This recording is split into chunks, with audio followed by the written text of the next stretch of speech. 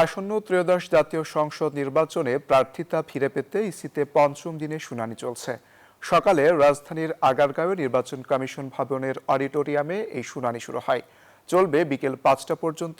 আজ এখন পর্যন্ত 36টি আপিল শুনানি হয়েছে। এতে বৈধতা পেয়েছেন 28 প্রার্থী এবং 5টি আপিল নামঞ্জুর হয়েছে। এর আগে গত 4 দিনে আপিল শুনানিতে বৈধতা ফিরে পেয়েছেন 204 জন প্রার্থী। প্রার্থিতা প্রত্যাহারের শেষ তারিখ 20 জানুয়ারি। রিটার্নিং কর্মকর্তা চূড়ান্ত প্রার্থী তালিকা প্রকাশ করে প্রতীক বরাদ্দ করবেন 21 জানুয়ারি। নির্বাচনী প্রচারণা শুরু 22 জানুয়ারি, ভোট গ্রহণ আগামী 12 ফেব্রুয়ারি।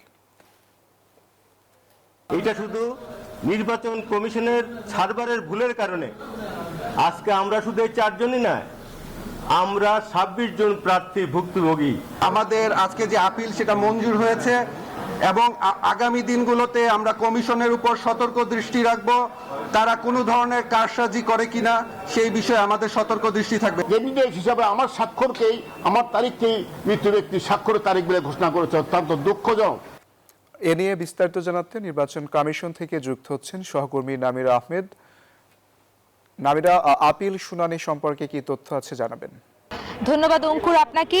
এই মুহূর্তে আমার কাছে কিছু তথ্যগত পরিবর্তন এসেছে, সেটি আমি বলবো।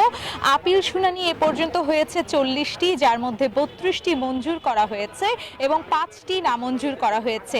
এই মুহূর্তে আমি যদি আরেকটু দেখানোর চেষ্টা করি যে যারা আসলে প্রার্থী তারা অপেক্ষমান রয়েছে এবং 40টি শুনানির মধ্যে পেন্ডিং কিন্তু রয়েছে একটি এবং অনুপস্থিত আছেন 2 জন।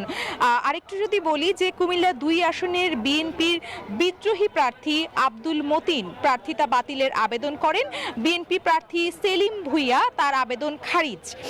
মতিনের প্রার্থিতা বহাল এবং হলফনামায় তথ্য ঘাটতির অভিযোগও রয়েছে। কিন্তু এ পর্যন্ত যারা উপস্থিত আছেন তাদের কাছ থেকে যে বিষয়টা জানা গেছে যে লেভেল প্লেইং ফিল্ডের স্বচ্ছতা আসলে রাখার জন্য অনুরোধ করেছেন তারা নির্বাচন কমিশনকে।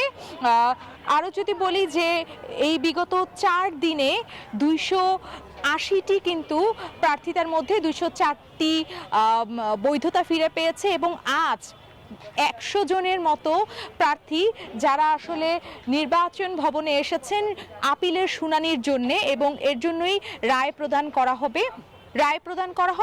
শুধু তাই নয়, নির্বাচন ভবনে আমরা যদি বলি যে সময়ের সাথে সাথে কিন্তু অনেকটা দেখা গেছে যে অপেক্ষমান যারা প্রার্থী আছেন তাদের আনাগোনাও বাড়ছে এবং এক একজন এসে তারা তাদের শুনানি এবং যত ধরনের নির্বাচনকে কেন্দ্র করে যদি কোনো অসুবিধা থেকে থাকে সেই বিষয়েও কিন্তু গণমাধ্যম কর্মী যারা আছেন তাদেরকে জানাচ্ছেন।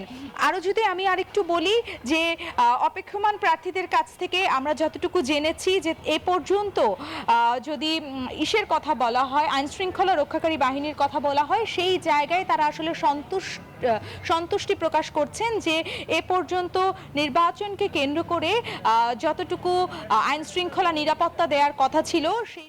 নামিরা, আপনাকে ধন্যবাদ।